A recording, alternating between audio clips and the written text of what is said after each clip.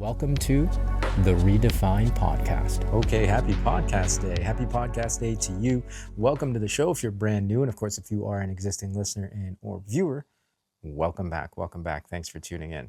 All right. So today I want to share with you a story, a personal story that I think will really illustrate exactly what we've been talking about the last handful of episodes. If you haven't listened to those yet, I encourage you to go back and listen to the last 3 episodes. We talked about alignment and how if you're out of alignment, you can slowly work your way back by recalibrating and finding and leaning into the things that really light you up, right? The things that really bring more aliveness into your experience, because it's that aliveness that gives you a sense of purpose, that gives you a sense of meaning in life, right? Rewind back to February of this year, I was up in New York City on a business trip. I was up there to help my team launch a new product. Our company's launching a new product.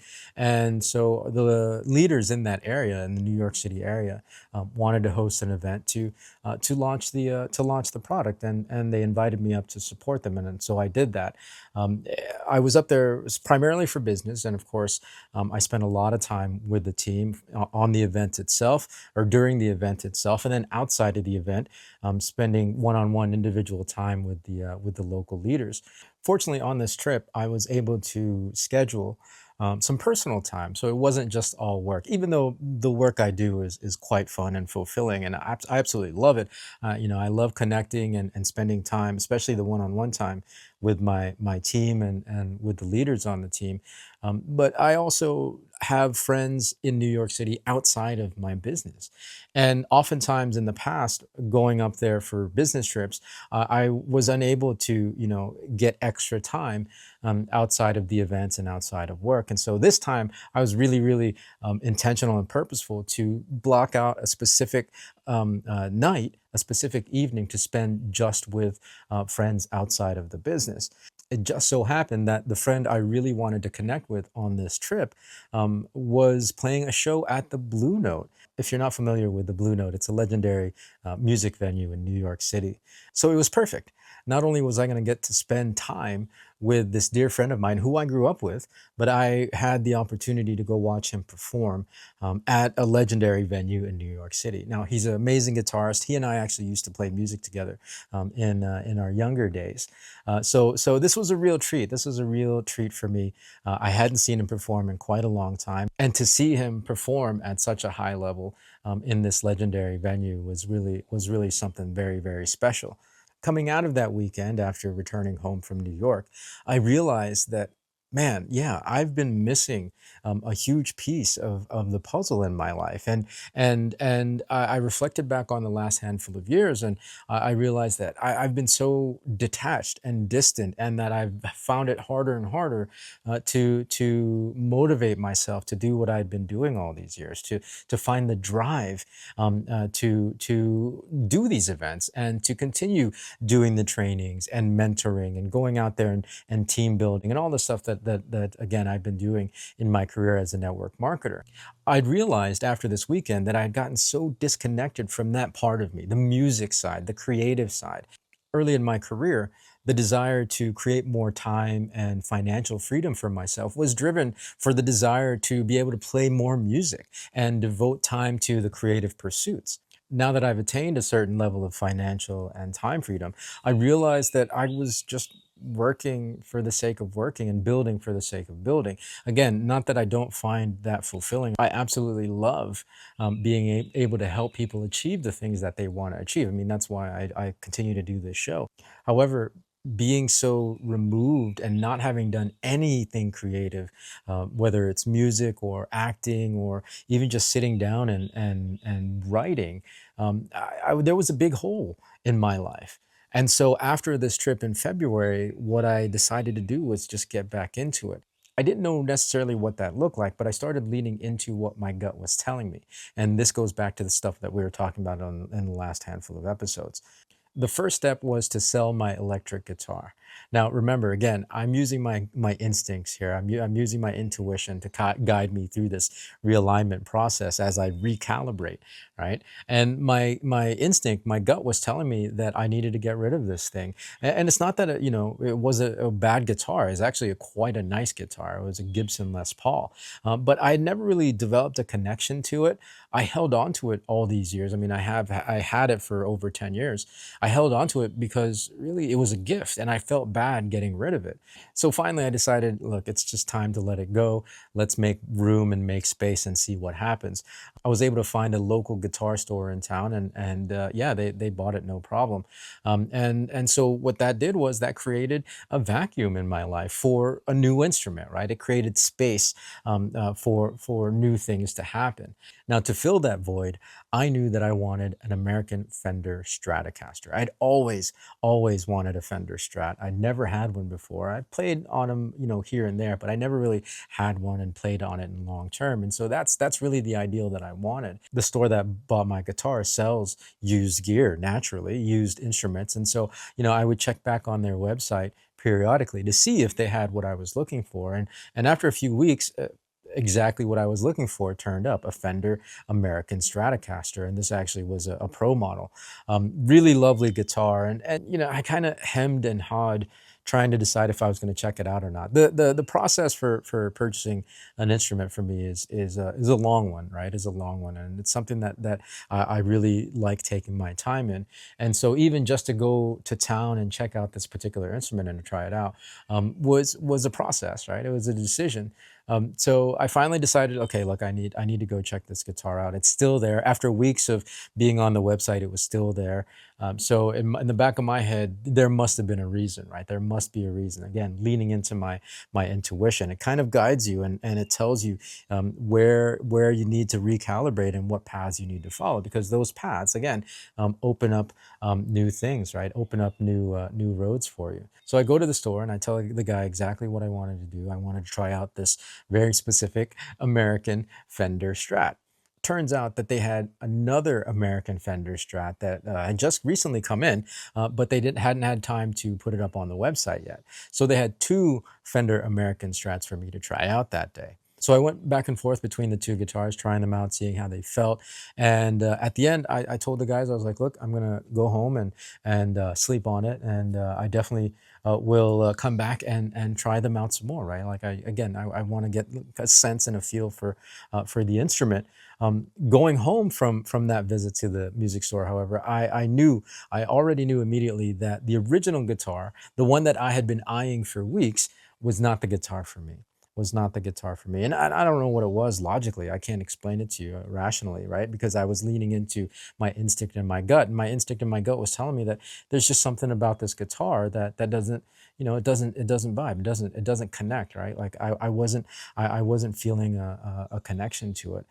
However, the second guitar, the one that I had no idea was even in the shop when I went in, there was something about that one, right? There was something about that one. And so a couple weeks later, I went back to the store and I was like, yeah, I'm back to try out this guitar. And I tried it out, and by the end of that visit, they actually even let me stay after hours because I live so far out of town. I get there at the end of the operation hours, so they had to close while I was in there, but they let me stay. I was like, okay, yeah, I like it, and I took it home. I took it home. So that in itself is an example of leaning into your gut, not knowing where exactly the specific path is going to lead you, but new forks and new turns open up, new options open up to you that you would never have known had you not trusted your gut in the first place, right? Had you not leaned into that instinct, that nervous energy, that nervous excitedness that's telling you to go a certain way. And so now I have this amazing, beautiful Fender Strat that I absolutely am in love with, and that has sparked me to get back into playing more. Right, I'm playing really, really regularly, almost every day, and I'm getting my chops back as a guitarist. I'm getting my chops back as a musician and as a singer. And so the next thing was, well, I'm just playing at home. Why don't I go out and play out in public. And again, I didn't know what that would look like. It's not like I have an established name or a big following to be able to book gigs or anything like that. Luckily, in our little tiny town, we actually have a brewery that hosts an open mic every 2 weeks. And I was really always hesitant to go, but since I was riding this momentum of being back on this music journey, I decided, just go out there and F it, right? Just go out there and go play. Now, mind you, I had only been back playing again like 2 weeks max at this point. So I'm really, really rusty. I mean, like I felt like I sounded good here at home when I'm practicing, but I haven't played on a stage in years, decades, really, and I definitely never played by myself. Right. But, like part of me was like, oh, who cares? You know what I mean? It's an open mic. You're going to play 2, 3 songs max. Just get up there and rip the Band-Aid off, right? And just dive head first. And so again, it's that nervous excitedness that I really, really leaned into again, even if I wasn't ready, even if I didn't really know a lot of songs, et cetera, et cetera. I just went and did it. And it was an absolute disaster. It was an absolute disaster, but it removed the fear. It removed the fear. I mean, I still get nervous when I go up. However, I know that getting in front of an audience is part of the process, that makes me better. And I actually really, really enjoy doing it. Now, coming out of that open mic, a friend of mine told me that there was actually another open mic in our locale, which is crazy to me because we're in the middle of nowhere. And this second open mic actually happens every week. And it's so much closer to my house. Our town is about 45-minute drive from here. This open mic is at the general store, which is only 15 minutes away. So super, super convenient. It happens on Sunday brunch. Another opportunity to workshop new songs that I just learned and new original pieces when I start writing again. So it's really, really, I mean, like I'm playing more and I'm feeling like I'm improving exponentially, like I'm improving by leaps and bounds.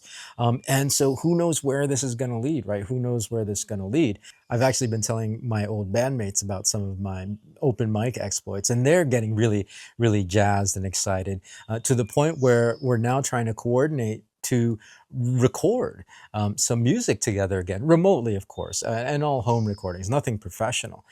So, it's just really, really fun to kind of lean into these things, not knowing where they're going to go necessarily, not logically understanding, okay, and having a plan and a structure to carry out this, and this plan so that I can achieve this thing and eventually, stardom and platinum record. You know what I mean? There's not that level of foresight and structure and planning to it.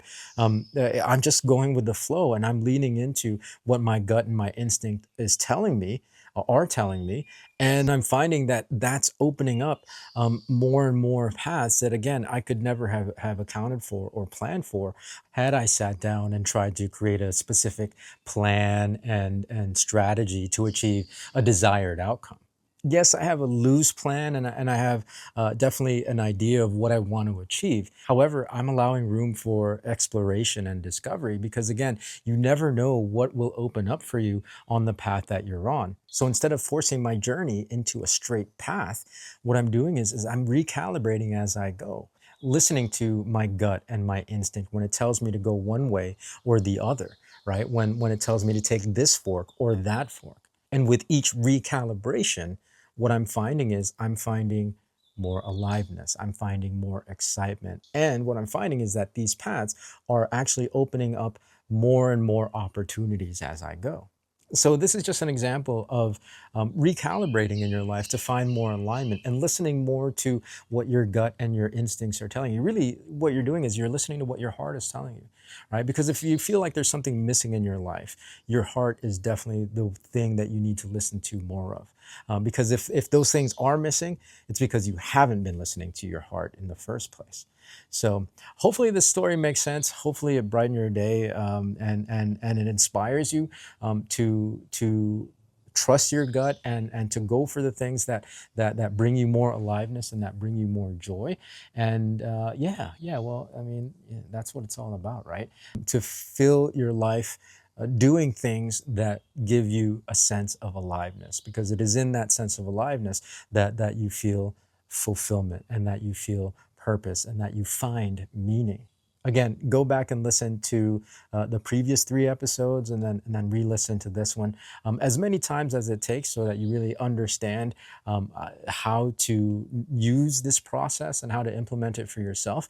And of course, if you have any questions, reach out anytime. You can reach me by clicking the send me a text link on whatever podcast app you happen to be listening on, or if you're listening to this on the YouTube version, you leave a comment in the comment section below. You can also get in touch with me on Blue Sky. That's my preferred and primary social media. Really great platform there, so you can reach out to me anytime. But beyond that, have a great rest of your week. Have a great weekend. We will catch you next week with a fresh new one. I got to get out of here because I'm losing light. So until then, be well, be safe. We'll see you in the next episode.